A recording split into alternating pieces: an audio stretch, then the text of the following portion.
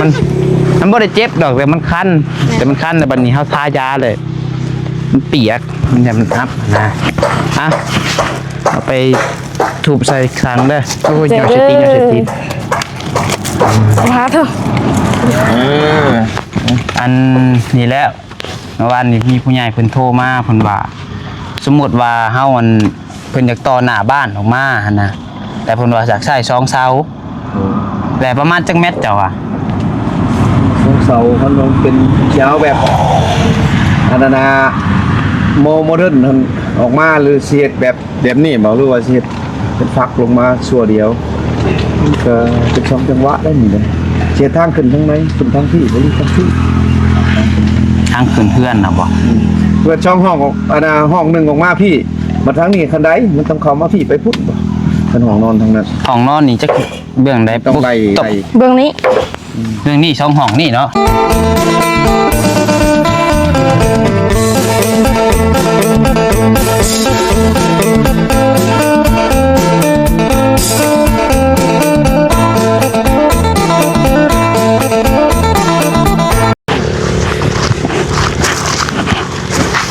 เต็งเ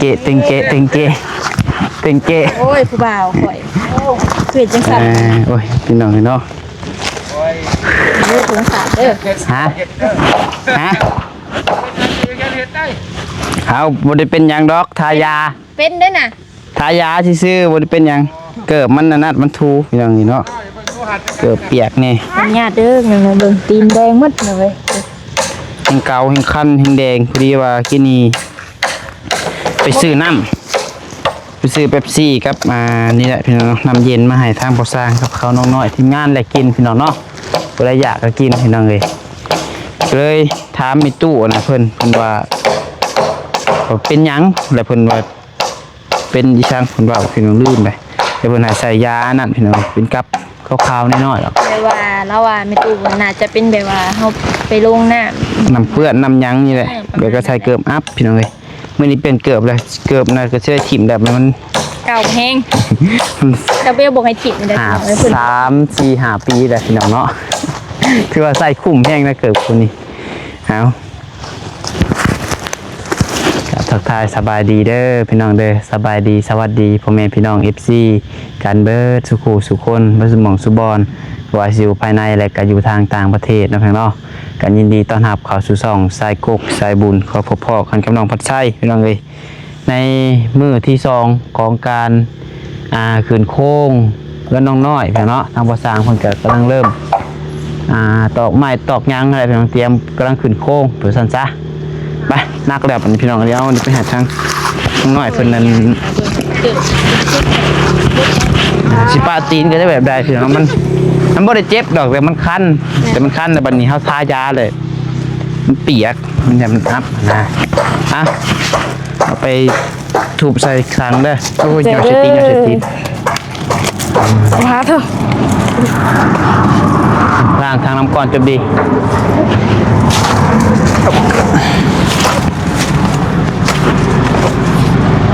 ล้างไงเด้อทางก็เด้อเอาไปล้างก่อนก็ได้เอาอันนี้เดี๋ยวได้น้องหน่อยใส่เกือบขีบมายืมหน่อยสิยืมได้อยู่บ่เบื่อติดบ่เกือบติดน้ำตัวบ้าใช้มือตัวน่ะอะไรนี่มันไปกระด่างเลยนี่เลยเป็นกันยังก็เป็นด่างๆว่ะคือกันก็เชื่อนที่เก่าเลยพี่ก็พอได้ซุกนะน้ำเนาะคือเรียกว่าเป็นตุ่มขาวขึ้นมาไปล้างตรงนั้นมันหายตุ่มยาใส่แต่ว่าถ้าเพิ่มเขาทายาน่ะ2 เขือวิชาเลยได้ยังกับสีขาวบ่ยาต้องสั่งซื้อให้เด้ตอนเมาดิถึกกินยาบ่นี่ใส่ทางวันก็เมาอึ่งเมายาพาเฮากินอึ่งคืนนี่มันคันอยู่ในแขนคันลิตัวกันแขนคันอันนี้เป็นอันคันบ่หรือว่านั่นแหละจริง169นะจ๊ะใช่นี่บ่นี่หุกก็ได้เอามือหุกเอาก็ได้มีเปลือกมันเลยน้ำอยากขุ่นครับ ำเจาะกันเล่นซาเวลกับเล่นนี่ก็ใช้ขุน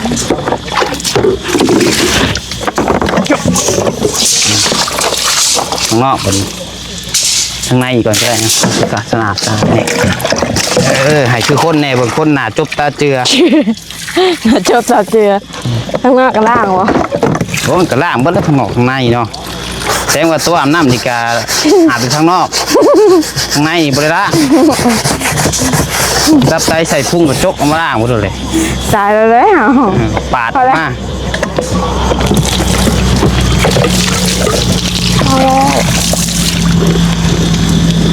ไปไป ตะกู ฮะ ตะกูแล้วมายืน ไปยังขัก พี่น้องเนาะเดี๋ยวจังหวะจังเบิ่งแค่นี้ก็คงก่อน ไม่ได้หูที่แตะ ก็บ่ได้แสบบ่ได้หยังก็ซื่อๆนี่แหละมีแต่ว่าคะแนนเฮาซูนแบบซูนตีนซูนกันได้หนึ่งนี่ก็แบบคันโน่นนะมี ยานะคะใส่แบบเย็นเลยได้เย็นเลย อันนี้ธรรมดา ลองยาตัวนี้ก่อนเนาะพอภาษาแล้วก็ลองยาภาษา แต่ใส่ แต่ว่าในตู้คนว่าเศร้าใครก็ซื้อร้ายแหละเรืออันสุดท้ายอีกได้เนาะยา นี่อันนี้บ่สางมา ผู้สะเนี่ยนานยาเลยหมกอยู่ก็แห้ง ได้ก็ยังเปื้อนอยู่นี่ เฮ้ย โอ้ยล้างก็ตึงร้านมันดีอยู่นี่เนาะโคตรโพสงสัยล้างก้นบ่รอดแล้วนี่ล้างกระติกกะทูๆเห็นว่าทูกะทูอีดอก ไปเจอทางครับเว้นหง บ่เห็นหง แดด ตาบอด แดด ยอมเลยครับบ่เห็น น้อ ห ง ง แล้วเห็นเปียกเปียกมันแดดได้เพชรหง แล้วไผกินเจ้าของกินคือเก่า อันนี้นี่ตำพ่อทางนี้เนาะเอ้ยทางนี้ แม่นต่ำไปยืนกะซีไปซีมา มาหาใหม่มาสอดใส่ ตัวสิลูกไปหาบ่ คือเก้าเนาะบ่มีไผ่น่ะมาหลบผูก อ้าวFC เด้อ เอฟซี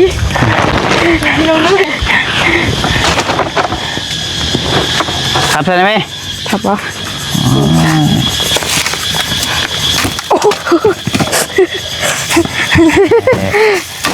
เอา เบิด ให้ขับให้หลงมัน อย่าเบิดบ่ได้กินแท้ๆเบิดโอ้ยชมว่าเฮ็ดอิหยังก็เป็นเรียนี่ เออ ชื่อว่ากินยังทำให้กินอีกป้อนน้ำบ่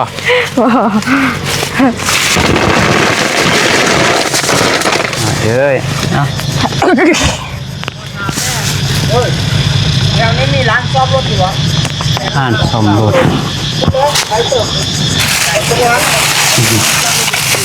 รถคุณเท่บ่ จุดจัก รถยังอ่ะน่ะ เครื่องบ่ได้ โอ้ น้ำมันมด นี่ โคตรเอียนบ่จักสุดท้ายมันจะโคตรเอียน มาฮาโบเมนซางเก็บไว้จูดนะเก็บไว้เก็บไปให้ช้างกินบ่นี่จะจองง่ายผู้ก็ได้ให้ช้างคนละจอกหาล่างให้เพิ่นนี่เด้อเฮ็ดแพ้มาน่ะ จักเฮ็ด จะจองง่ายให้ก็ได้ให้ช้าง ล่างมันเด้อ รถพีซีเอ็กโอ้ยากแล้ว ตัวเวฟธรรมดา ขันเว็บนี่ยังพูดจักแปลงเลยพีซีเอ็กให้ยาก ขนาดดับก็นานี่ก่อนใครแต่ว่ายังก็มีคนสอนบอกใจก่อน โดย ตายก่อน ตายไปตายกลางทางล่ะจับแล้วนะ ตัวเหตุอะไรก็เหตุเขาบ่เห็นคันจับเลยไอ้แนมเบิ่งอยู่เลยไอ้ให้อันนี้เขาบ่เห็นเห็ดรถเขาอยู่เทิงราคาผมตัวอยากจกก้นก่อนก็ได้ เอาสิกินน้ำยังถามเพิ่นก่อนเลย พระเจ้ากินน้ำหวานว่าจะน้ำเป๊ปซี่ น้ำหวานตัวไรบ่หวาน ฮะ ตัวไรบ่หวาน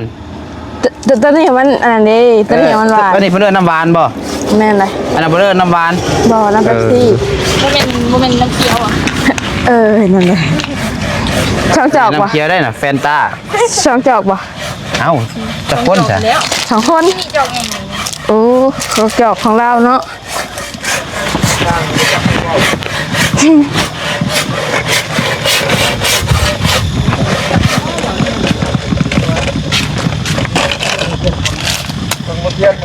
ของน้ำออกก่อนเลย เออ น้อย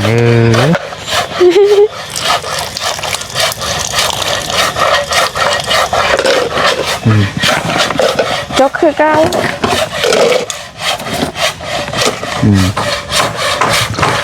ยินจะมาถึง ไหนไปเสิร์ฟให้เพื่อนเสิร์ฟไปเสิร์ฟ แล้วอ่ะก็ได้ เจอกินอยู่ว่าข้าวเที่ยงข่อยมื้อนี้เนาะ นั่นเลย บ่าวต้มไก่ข่อยว่าบ่ได้ถ่าบ่ได้เอาของกินมาอีกได้มื้อนี้เที่ยงแล้วยังบ่มีมา เอาพอสร้าง โดยว่าต้องขอบใจล่ะขอบใจ ใช่ เจ้าเตี้ยไม่ว่าเลยยื้อเลยกระนาแล้วก็แบบขอบใจโอ้โหเช็ดโอ้ยทุกคนลูกไปเนี่ยซ้ำเยี่ยมเลย สามเหลี่ยม นางเอาออกไปอยู่ผม โอ้ ไปนะ โทรหามันแล้วก็ได้จบลงยังสั่นอยู่ อ้าวพี่น้องเราถือว่าเพิ่นกำลังย้ายข่าวบ่ย้ายข่าวย้าย ไม่ค้างน้อยละ คือย้ายข่าวย้ายคือย้ายคาง แล้วขอบนี่ยังอยู่ของ น้องบ่ใส่บ่เห็นฮอดเทื่อน้องอู จะเบิ่งแบบไรนี่เนาะ เที่ยง เบิ้งทางเนี่ยยาก ก็จะเบิ่ง ไป แบบ ยากแล้วบ่ เขานี่ เบิ่ง แล้ว เป็นวัดตัวนี้เป็นรักกับตั มั วน จะ นี้ มีน้ำไหล เอ นะ อ ว่าใครอยู่หลุด มันเคียง หลุด เคียง ใหญ่ ป้องกันมาอยู่ตรงกลาง ปุดตัวเตี้ย เคียงแล้ว อ้าวพี่น้องเอ้ย อันนี้เนาะ คือว่า โอ้ยขอบใจเด้อผัวน้ำมาให้กินเด้อ โดย แห้ง เออเดี๋ยวได้เถียงแล้วนี่ โอ้มึงก็ว่าวัดชัยน้องน้อยไปจับเสาเป็นกลมที่จับเป็นไงโอ้จับเสาตูกก่อ ก้าวว่าจักมื้อนี่ นี่หนักนั่นเบ้าอันนี้ผมมึง มื้อนี้ก็มื้ออื่น แมน ให้แล้ว บอแมนนั่งเสือว่าเบิ่งตะกอนมาได้คืบหน้าทำไรนะ เอ เพราะ อ ว่าเป็นมือคือกับมือวันผิดยันนี่จะไทยหน้าขาดหน้าผิดตะกะ โอ้ได้เชื่อยุดนี่ บางเถือออกไปก่อน เออ บัวแจ้งไว้พัดยันเต็มที่ว่าคือปึ๊บปักประสาทบางเถือว่าบ่ได้ยามใหม่ยามหน้าเพิ่น คนประเทศหน้าเพิ่นก็โอ้ไปกับมือบูมี่เขาเพิ่นแล้ว หน้าเพิ่นสิไข่กว่าหน้าคอย เสาร์อาทิตย์ติเพราะว่าเฮากับวันศุกร์นี่เฮาก็สิลงใต้วันศุกร์นี่ก็สิแจ้งบอก FC คือกันแหละพี่น้องเอ้ย ผ่านไปในนั้นแหละ เพราะว่าคะแนนว่าทุเจ้าว่างก็มาเฮ็ดแล้วแหละ บ่เป็นหยัง โดยแม่นกะสิพาก มื้อนี้ก็บุกโดยเต็มที่มื้อนี้เต็มที่นะ โดยก็สิพากงานนำบ่สร้างหั่นแหละบ่สร้างคักบ่คักก็สุดน้ำสร้างหั่นแหละเนาะให้เพิ่นเฮ็ด เพราะ ให้ ความนี้หันย่านว่ามีเสามีหยังต่อแล้วเฮาก็ยังจะอุกอักนะแค่นั้นสมมุติเฮาวางจุดไปแล้วเฮาเห็นหมกน้อยไปแล้วมันมีเสาข้างหน้าเฮาเฮ็ดหยัง เอ่อ ก็สิว่ายังคันถ้าว่าได้เฮ็ดเสาข้างหน้าแล้วต้องส่งที่ไป เว้าเรื่องสาวเลยก็ลงมาได้บ่หน่อยหนึง โอ้ยล่ะลงมาอีกแล้วเหรอ มันห่อนนี่เนาะไปลงบนช่องเลย ลงบท2เลยบ่พักเลยบ่ โมงพักกันแล้วที่แล้วหรอวะโอ้ย 12 เดียวให้แล้วเลย 12โมงปลายกับ10กับ1โมงแล้ว เร็วจ้ะที่ว่าจะเป็น10 โมงเหรอ ก็อย่างเขาเที่ยงเนี่ย 12โมงครึ่ง ยังเหลืออะไรกิน มาสามารถลงมาก่อนสามารถเดี๋ยวสิลมเรื่องอันนี้น้ำก่อนซะ ต้มไก่ ไหลมันกับช้างของเพื่อนโอ้ยมีข่าวดีมาเนาะลงมา บ่มีแหละมีแต่นี่แหละสิถามเรื่องเสาน้องน้อยนี่นะเสาเฮือนเพิ่นว่ามีผู้หลักผู้ใหญ่เพิ่นได้ถามมานะเพิ่นว่าจากสมมุติว่าต่อออกมานั่นนี่นะแบบใดพี่น้องเนาะมาห่มพี่มามันแดดก็แดดพี่น้องเอ้ยคุยกันอยู่ห่มพี่ ก็ตรงมาตรง โอ้ยนี่เมื่อยน้ำตีนพอแห้งตอนนี้ตายรถ ไงเด้ แต่ทางไหนเจ็บ หนาหน่อย ตามไปเลย เอาอีกเลย มัดเลยหัวประสาทโอ้ใครมาถึงตาถึงแล้วเลยเห็นใครเลย เขาแห้งแล้วน่ะ แล้วเวียได้ให้ลักกี้เลี้ยงลูกก็มีแหละ โอ้ย อ่ะ เอาทางใดแจ้งเอาเบิ่งกล้องก่อนทางใดเอาพี่บ่สร้างมา มีนิดได้ละ คาลักนี่เนาะ ตะลีนมีแต่แกล้ มือก็แหล่อยู่ข้างกัน น้ำซื้อสร้างกับเมาก็สร้างกันแท้มาน้องน้อยมา แจ้งอยู่บ่ ได้ โอเคอ่ะรีดนี่ก็ได้นะ น้องๆยังประมาณอันนี้แล้วเมื่อวานนี้มีผู้ใหญ่เพิ่นโทรมาเพิ่นว่าสมมุติว่าเฮามันเพิ่นอยากต่อหน้าบ้านออกมาหั่นนะแต่เพิ่นว่าอยากใช้2เสาแต่ประมาณจักเม็ดเจ้าอ่ะ เสาเขาลงเป็นยาวแบบอันนั้นนะโมเดิร์นออกมาหรือเสียดแบบนี้บอกหรือว่าเสียดเป็นฟักลงมาส่วนเดียวมันก็เป็นสองจังหวะได้นี่เลยเสียดทางขึ้นทั้งไหนขึ้นทางที่หรือทางที่ ทางขึ้นเพื่อนน่ะบ่ เปิดช่องห้องออกอันน่ะห้องหนึ่งออกมาพี่มาทางนี้คันใดมันต้องเข้ามาพี่ไปพุ่นบ่คันห้องนอนทางนั้น ห้องนอนนี่จักเบื้องใด ต้องไล่ ตก เบื้องนี้ เบื้องนี้2ห้องนี่เนาะแม่นบ่มันก็เป็นหัวออกทางเลย เห็ดห้องเดียว เอาโมเมนต์บ่ปินหน้ามาพี่มันสิปินไปพุ่นบ่ ปิด เอา ห ไป น้า หาว่าพี่ นี่ พี่หนาวอะพี่เออ เดียวบริมีเจียมีลืมซื้อ อืม มันจะเป็นจะแบบนี้มันนี่แต่ยันห้องนอนเลยนอนตัวนี้ทางออกเครื่องครัวนี้มันนี่ถ้าน้องออกมานี้เนาะยันว่าคันใดมันจะเกี่ยวว่าพี่จะขึ้นมานี่เขานี้บ่ คือแบบจัง ช่วง ได๋ นี้บ่ จังหวะส่งต้น เฮาก็บ่ เห็ดยากเลยนี่ ฮะ มันพอดีเห็ดยากว่าคันเอาตัวนี้มาเลยใครอยู่มันก็ยากมันก็เปลืองมันเป็นช่องหลังตัวนี้มันก็ซ่อนมานี้ตัวนี้เจ้าบ่มุ่งเขาใดก็เปื้อนอีก สมมุติตัวนี้แม่ก็สมเงือบคือกันพอสร้างไงแล้วนี่เขียนมันนี่ตัวนี้ก็แล้ว สมมุติว่าเอาใส่ช่องเสาอันนี้บ่ได้บ่ ของเขาเลย อยู่บ่นี่เสาหนึ่งอยู่แต่นี่เสาหนึ่งเลยนี่บ่ได้บ่ ได้แล้วได้อยู่แต่ว่า เพราะเฮาก็ยังบ่ฮู้ว่าเพิ่นสิเฮ็ดแบบใดนะเพิ่นว่าให้ถามเพิ่นว่าจะซื้อต่อหน้าบ้านให้แต่ว่าเพิ่นยังบ่ได้ฝากเงินบักคำมาดอกพี่น้องเอ้ยเพิ่นแค่ให้ถามเบิ่งเสาว่านี่เฮาไปถามเบิ่งเสาแล้วบัดนี้เรียกว่ามื้อนี้ไปถามเบิ่งแล้วเสาหะ ต้นเท่าไหร่ล่ะบัด ยับเข้ามาอีกก็ได้ โอ้ ยืนกิน ต้น เบิ่งพี่ เป็น ช้าง ผู้ เนาะ ทายได้ต้นกล้องเลย อันเฮาไปถามเบิ่งเสามื้อเช้านี่เพิ่นว่า3.50 เมตรหาต้นละต้นหนึ่งหา882 บาท เอาเป็น900เลยซะเอาต้นกลมๆพี่น้องเนาะ เป็นกลมเลย ต้นละ900แต่บัดนี้สมมุติว่า4 เมตรหาต้นละ1,000นี่นะทางมีใกล้ทางโค้งนี่ตัวโรงเรียนนี่เพิ่นน่ะเพิ่นมาส่งเพิ่นว่าแล้วก็เสาหั่นแหละพี่น้องเอ้ยเราใส่2ต้น ได้ยังได้มากินเนาะ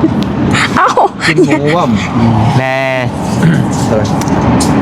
ได้ยินแต่เพิ่นว่าสิใส่2ต้นพี่น้องเอ้ยแต่ว่าเฮาบ่ฮู้ว่าเพิ่นให้เฮ็ดแบบใดฮะทรงใดฮะแบบต่อออกมาแบบใดฮะก็ต่อแต่แบบคือบ่สร้างเว้านี่บ่ออกมาแบบซี่บ่ สมมุติก็มันเป็นหลังคาเนาะหลังคามันนี่สิแบบนี้มานี้ตัวนี้มันก็ส่วนมันอยู่ในนี่แล้วก็ตัวนี้มันก็สิเป็นหลังลงมานี้2ต้น มันก็ไหลลงมานี้ตัวนี้หลังใหญ่เห็นนะผมหมายนะตัวนี้หลังน้อยแต่ว่ากระแวกนี่มันเป็นผักได้นี่เป็นแถวลงมาเลยแถวส่วนทางนี้ ท่านมาเจ้าเห็ดลัง ได้โหลดแล้วผู้บ้า ซอด โอ้โหธรรมดาหลุดมา โอ้คือได้ว่า PCX แบบรุ่นเฮาอันนี้รุ่นแบบ PCX GPX อันนี้ GPX เลย ว้าถ้าเผื่อจะจูงผูก พวกคือรถไทยเขาก็ยุ่ง เอาคุยเรื่องก่อนพี่น้องเอ้ย มันกันใหญ่อยู่ สมมุติว่า3เสานี่สิง่ายกว่าเนาะก็ออกมาเลย มันก็บ่เปลืองไม้อีกอันนี้ไม่จะบ่พอเห็ดมันชั้นหนึงคนนี้ก็ชั้นหนึงเจ้าบ่เห็ดเป็นช้อนกันมันบ่เป็นตะเบิกบานนะผมหมายนะ แต่บัดนี้คือว่าง่ายๆก็สมมุติว่าเฮาซื้อเสาออกมาต่อเสามา3ต้นนี่ต้องได้ซื้อไม้อีกกันบ่คือว่า จริงก่อนมันซื้อเพิ่มก็สิบ่หลายบ่ลืมมันก่อนว่าตัวนี้คันเหลือตัวน้อยๆคันมันเหลือมันเกิดอาจจะพอดีเพราะว่าตัวยาวนี่เฮาไล่ยัวกับตัวนั้นแล้วมันเกี่ยวกับมันถึงกะเอาไปใช้เลยกะตัวนี้ซื้อแต่ตัวสั่นเพิ่มนะตัวสั่นเพราะว่าตัวนี้6เมตรคือว่าเส้นหนึ่ง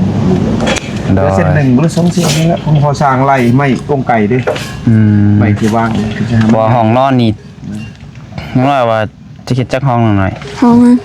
เอาห้องหนึงพอบ่ บ่เฮ็ดเป็นหยังเดี๋ยวนอนกิ้งมือกิ้ง โซละห้องหนึงนี่คือต้องเฮ็ดห้องนั่นเนาะ แม่นจัง ตัวนี้นี่ปะโล่งเลยนี่เป็นบ่3ห้องนี่ปะโล่งเลย พลังเกินพอสร้างเนี่ยเบิ่ง มันใจว่าเห็นห้องเดียว กินทางเดียว พ่อกับแม่นอนห้องได้ปะ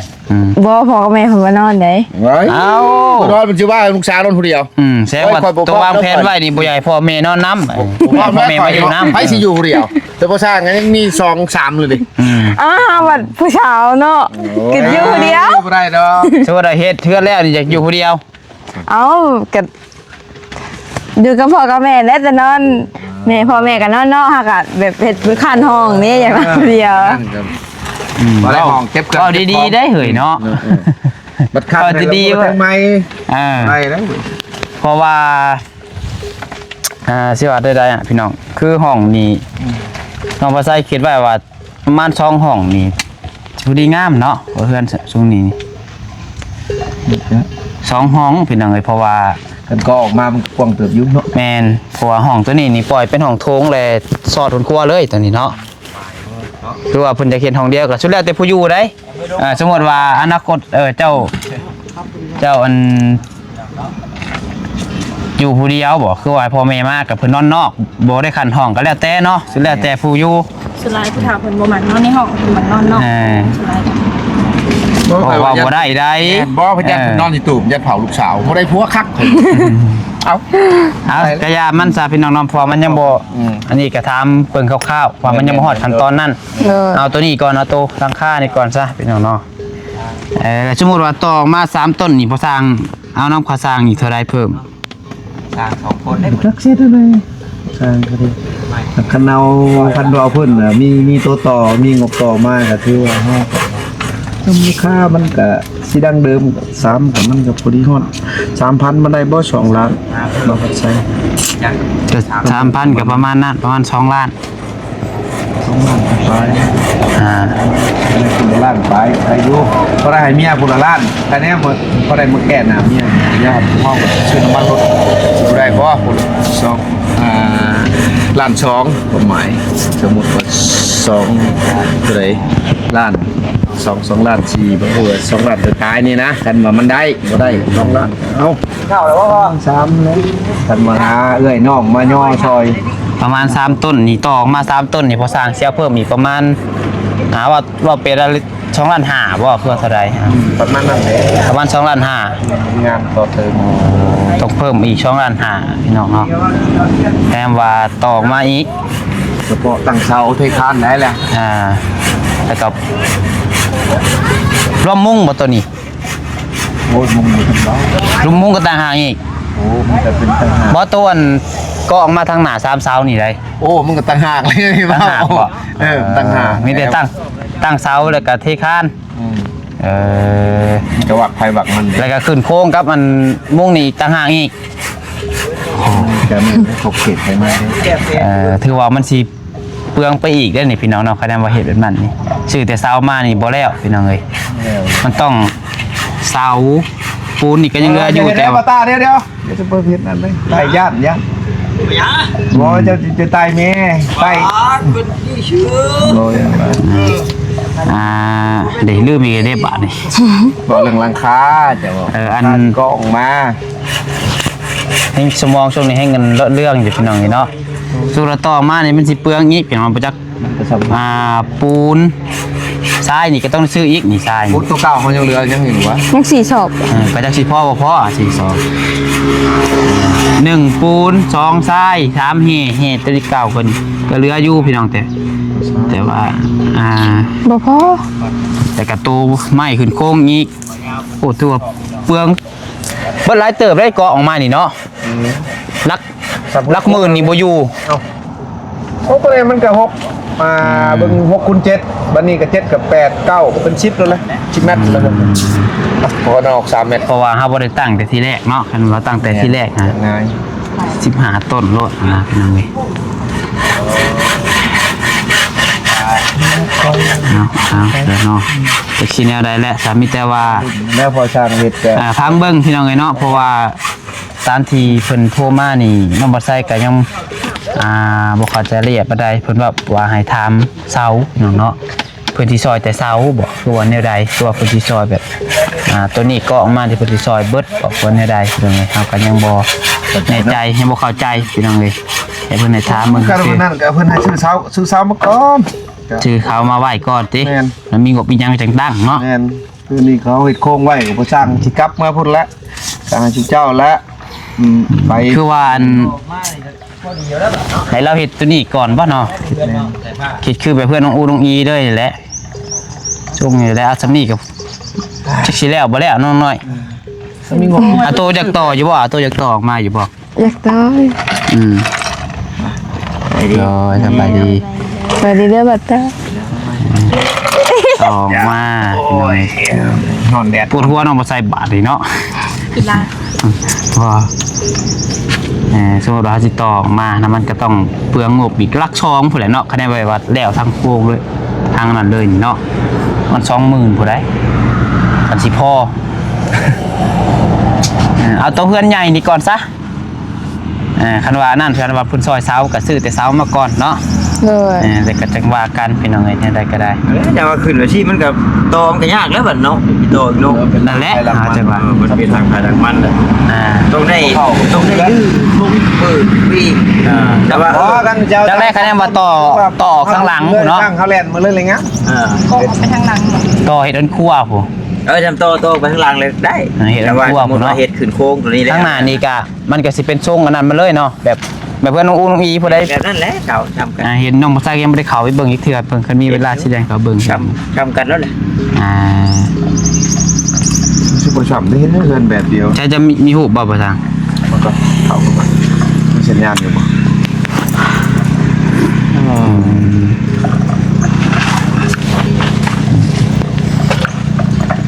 เพราะว่าคะแนนเราเฮ็ดตัวนี้คันเฮ็ดเป็นทรงเลยเราสิมุ่งแบบอันนั้นเนาะพี่ทางเนาะเป็นอีหยังเพิ่นเอิ้น ใส่วะใส่ก็ดี โอ้มือนี่ยันผม มื้อเช้านี่พดบด คนละเรื่องละเด้อนี่เด้อ บ่เป็นหยังนั่นแหละ มันบ่ได้ไทย เอาเดี๋ยวจังหน่อยน้องบ่ซักจังสิโทรถามเพิ่นรายละเอียดพี่น้องจังว่ากันอีกเทื่อนึงกันว่าอะไรก็ได้ แต่ว่าคือเป็นชื่อเพิ่มกับเมนเฮาบ่เข้าอันยกขึ้น แม่นั่นแหละ โค้งเลยพักก่อนแหละ แม่นโค้งได้นี่ก็ได้เสามาบ่ได้แบบ มันเสามาบัดชิแลนคือไม่ต่อเลย แต่ว่าเฮาสิไปเฮ็ดหลังด้วยแล้วแหละบัดมาบ่ได้มันได้ ขนาดแรกเขาก็จังขึ้นอยู่ว่า พอมี สิ ไม้ เฮ็ด เดี๋ ได้ ยวประจำคือแลนมาเลยเนาะ แม่น บ่ปะมันก็ไงอะไรได้ใช้เงินค่าเล็กหมูนะมาป๊อกได้เดียวนี่โอ้ยโอ้ย โอ้ชาเห็นแล้วมาดูนี่กูคุณว่า พอลุงน้อยปั้นข่าวสำนี่ไปมันยังแต่งขันสำนี่แล้วครอบนักข้างแน่ปันหมูก็จักคนมาใช่จะผมเฮ็ดซื้อ บอกเขาไม่ได้เชื่อเจ้าเขาคิดว่าเจ้าให้เหยียบ รอไปเบิ่งไม่หอยหมูเนาะหมูต้มใหญ่มนุษย์เดี๋ยวค่อยก็บ่เฉยหมูนี่ได้ ขับมาออกเลขหมูนี่ แต่ว่าโอ้ยนี่ก็เฮ้ยอยู่นี่แหละข่าวว่ามันจะเพ้อ เจ้าซื้อเลขลิงเลข คนมักเล่น แม่บ่ฮอดมือมันเอาเจ้าหน้าที่เลย 27 อ๋อไปสามีแต่ว่าคลิปนี้ก็ประมาณนี้ก่อนเพียงเนาะเดี๋ยวรอลุ้น จังว่ากันจักสิได้เสาบ่ก็แนวใดพี่น้องเอ้ยเนาะพี่น้องบ่ใส่ก็สิโทรถามเพิ่นก่อนว่านี่แนวใดหั่น มา น่ะ ได้อีก3เช้าแบบเดียวก็เป๊ะแล้วกับเพื่อนหมดเลย งาน อ่า แบบเดียวงามโปรเจกต์เลย แต่ก็ถามเพิ่นก่อนว่าเพิ่นในเฮ็ดแบบใดหั่นน่ะพี่น้องเอ้ยกันน่ะเพิ่นสิซื้อเสาให้ก็คือบ่สร้างต้องได้หยุดก่อนได้นี่เนาะต้องได้เฮ็ดหลังใหญ่บ่ง่ายกันเนาะเฮ็ดแต่หลังใหญ่แบบทรงอันนั้นเลย ต่างกันสิเมื่อเอาบล็อกเอาเล็กเอาวงกบมาไว้ปูนมารอกลางคืนย่องอยู่พุ่น เราก็จะเฮ็ดเฮือนลาว โอ้บ่มีบอลอยู่ลูกพร้อมกัน เอาซะเนาะ ได้ด้วย ไปเดี๋ยวจังว่ากันซะพี่น้องเนาะสำหรับคลิปนี้ลำลาแล้วเด้ออยู่ดีมีแฮงผู้สุขทุกคนพี่น้องสมมันร่ำรวย เลย ที่พลาดประการใดก็ขอโทษขออภัยนำเวลาสำหรับคลิปนี้ก็แล้ว สวัสดี